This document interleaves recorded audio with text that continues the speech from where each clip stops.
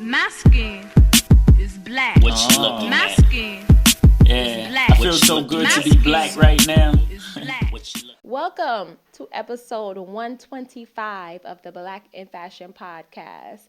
So thank you so much, guys, for joining us. Just so you guys are not confused, I know that last episode I introduced it and said welcome to episode 125, and it wasn't 125. So we just had a little mix-ups there. So just follow the episode numbers. It's actually on the podcast on YouTube, Apple, and Spotify. Even if I mess up the number in the introduction, which does happen, y'all know I work a lot, so it is what it is. So of course I would like to bring to everyone's attention to make sure that you guys are sending in your black notes. We really want to hear from you, understand your struggles. We want to be able to give you advice. So any information you want to send in or any questions you want answered, any topics you want to cover, definitely send them in. We love to speak to creatives, and you are more than welcome to send your black notes in anonymously. And then of course we'll email you back and just let you know when we actually are reading your note and getting advice from our guests for the day. Of course, you guys, I would love for you guys to continue to post your I am BNF campaigns. Tell us what being black in fashion means to you and how you are thriving through your fashion journey. So we all look forward to hearing from you. So, of course, I have another amazing episode coming you guys' way. Today, I am joined by Kimberly West. Say hi, Kimberly. Hello, everyone. Thank you for having me. Sorry. Of course, she goes by Kim. So Kim is well, let's say she got quite a few, quite a few, but she does style, life, and fashion blogs. You got a little background in everything, so I'm actually going to let you go ahead and introduce yourself. She is a consultant, and she has worked with a lot of different brands.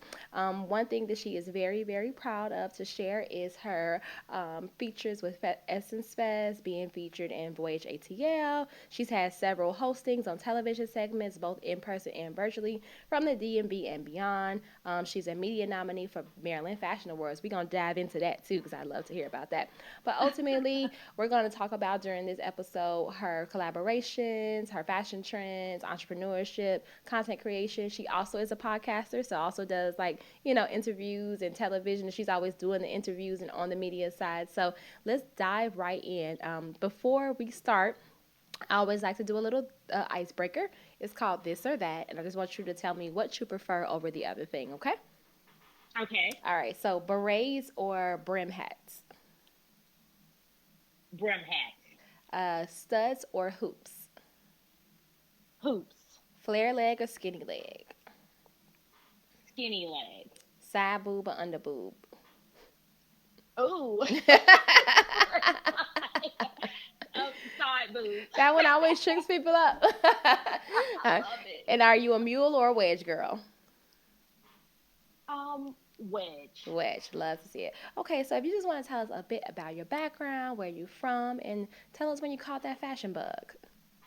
Absolutely. So, just a little bit about my professional background. I am a content creator. That's how I sort of launched into all of this. And I am a consultant by means of public relations as well as an image consultant. And so when did I catch the fashion bug? I would have to say the fashion bug caught me when I was 4 years old. I have always... You just as young as me. yes. I have always been into style and clothing and just even a little bit of entrepreneurship as a young woman. I grew up in a family where my mother would sew. And so a lot of my young adulthood was spent in fabric stores and watching her put together clothing pieces. And my grandmother knew how to make patterns. Oh, nice. So a large part of just fashion has just always been embedded in me. And so I started sketching, and my parents, I'm in high school, and my mother's like, well, what are you going to do with your life?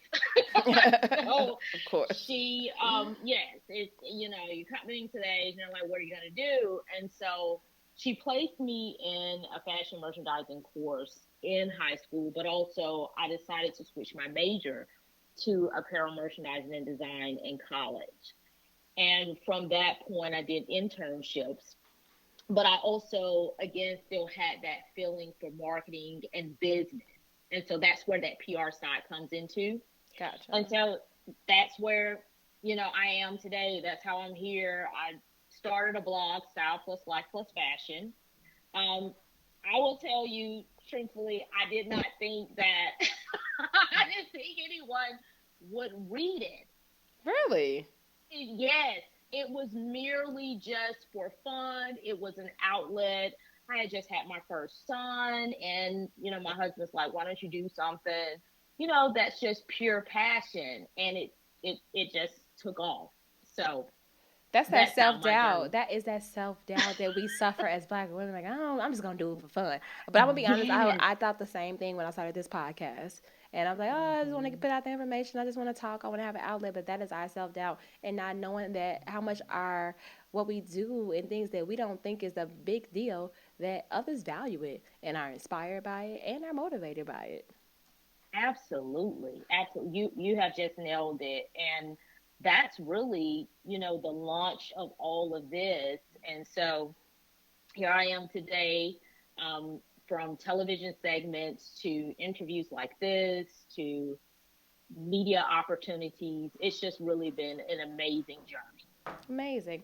So let's talk a little bit about the entrepreneurship journey.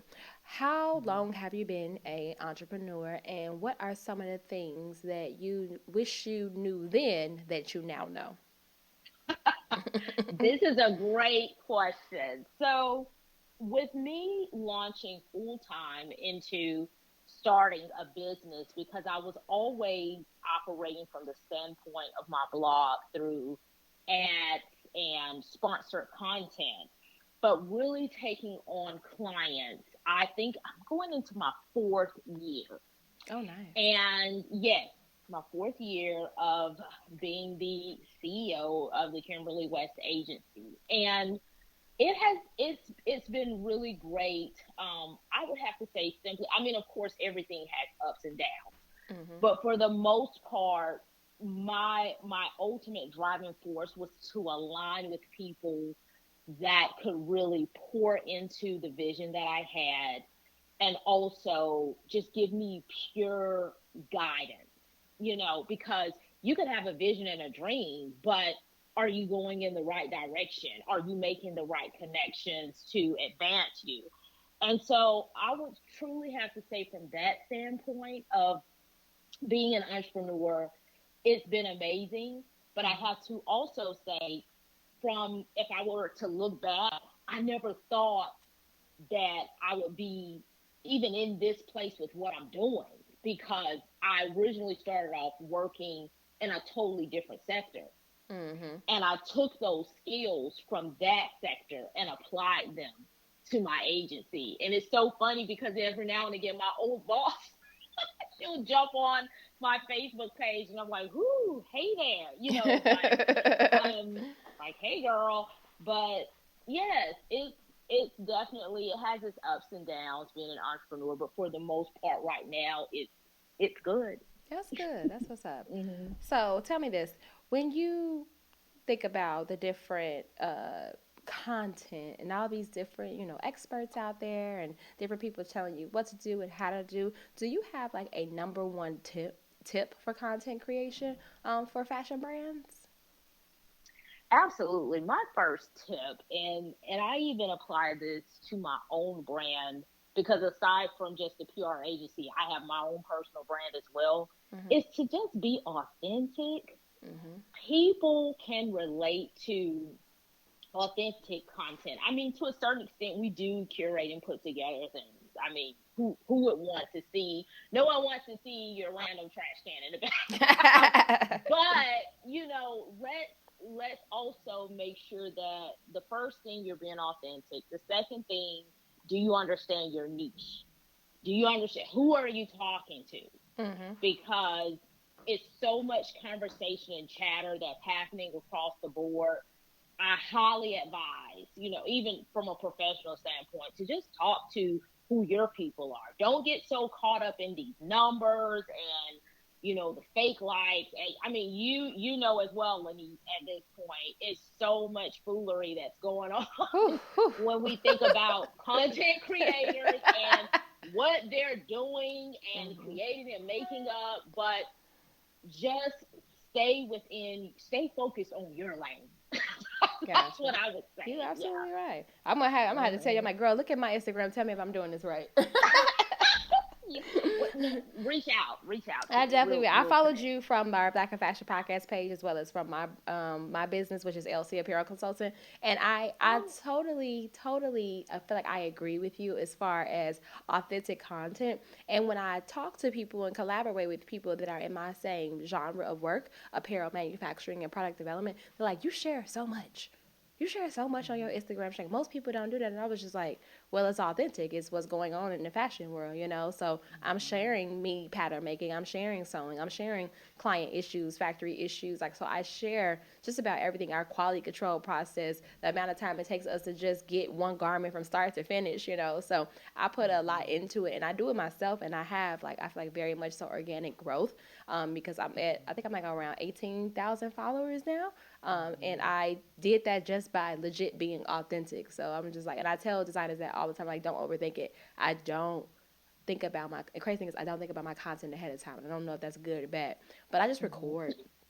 I am a recorder. I record. And then when I see it and I look at it again, I'm like, oh, I'm going to put it up and I'm going to use this caption. But I don't think about it. It's very much so effortless. Would you say that it needs to be planned or strategic? And it's crazy because my Instagram looks strategic, but it's not planned. It's how I feel. It's what I get up and do. And I post 3 times a day, every day. that's how you know it's passion. Mm-hmm. And I can even hear it even in this interview. Is that's how you know it's your passion. That's how you know it's longevity and what you're doing. Because when you're a true creative, you have those moments where it just comes to you. I'm the same way. Everything for me, and I can't even describe it now. I've started becoming a little bit better, especially with my business content. Today, I said, Kim, you need to sit down and plan out this monthly content because the month is going to escape us. Mm-hmm. But a lot of it, just that creative space and peace, it can come to you at lunchtime. You'll see a bird flying and it's like, oh my goodness, I should take a picture of that and I'm going to tell a story.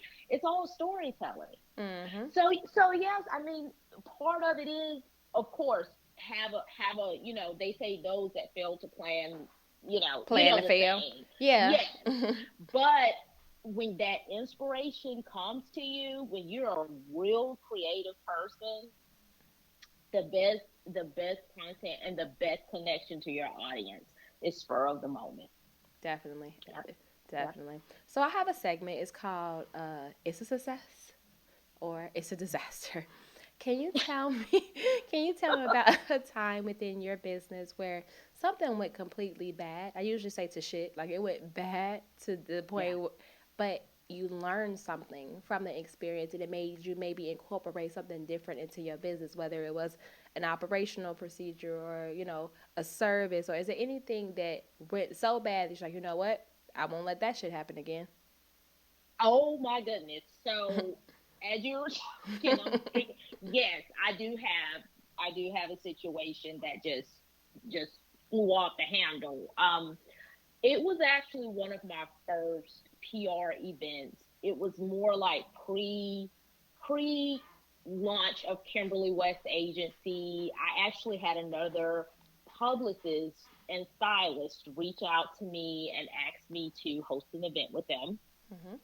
And needless to say, the individual, will not call any names, was one of those content creators that I just described that had these outrageous numbers with no true engagement and reach. But see, back in those times, it was hard to tell.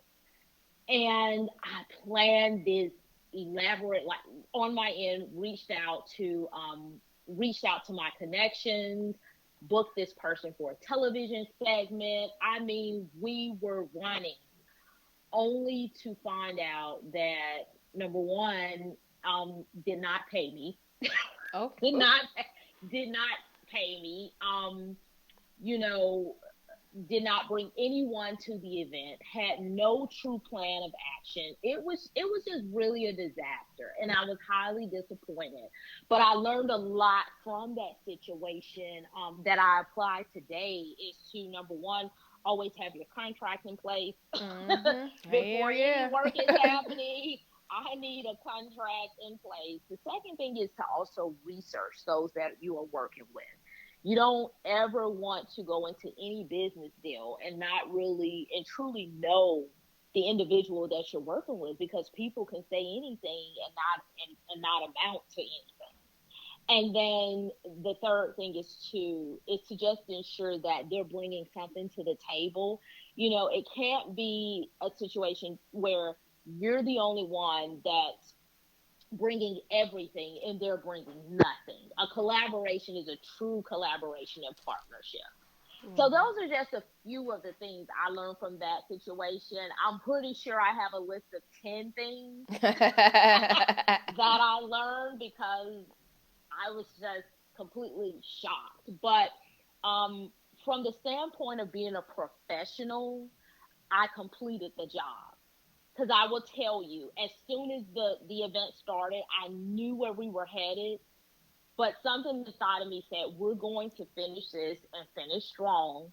But after we're done, you know what you're going to do. You're going to reach out to this person and let them know, What and was make sure up? you let others know. Yes, let them know What's what up? Yeah, for sure. yeah.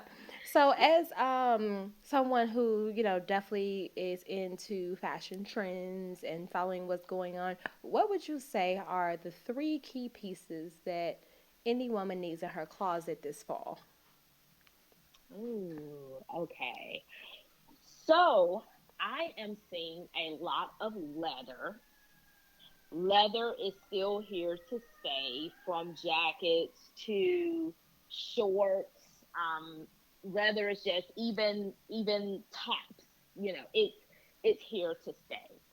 Love. In terms of colors, I'm recognizing that the color mocha, that brown shade, it's still very much here, and it's coming and it's being seen, and not just the traditional leggings or the tunic, but you're also seeing it in gowns and dresses. And I've even seen down south people are having all mocha and mocha hue parties where everyone's wearing that shade, which I love.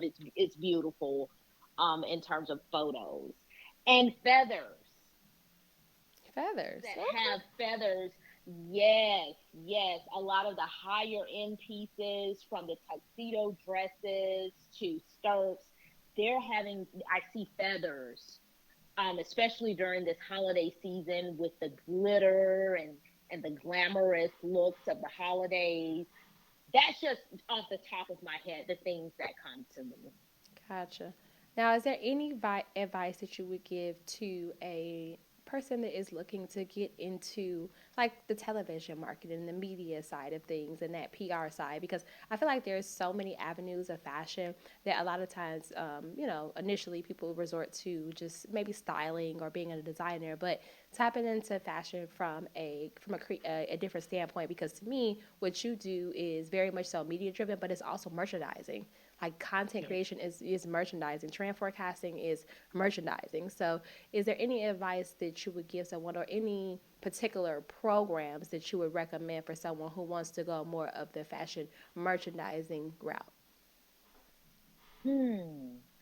So the advice that I would have for anyone that's interested in going into, styling and fashion from the media standpoint, would be, first off, to build up your own personal brand. And when I say that, have the things in place that that you like, that represents your work and represents your audience. Okay. Okay. The second thing that I would have to say, when we think about programs, more so like a pipeline, immerse yourself, even have to be formally, into some type of journalism or theater. See, I had a theater background.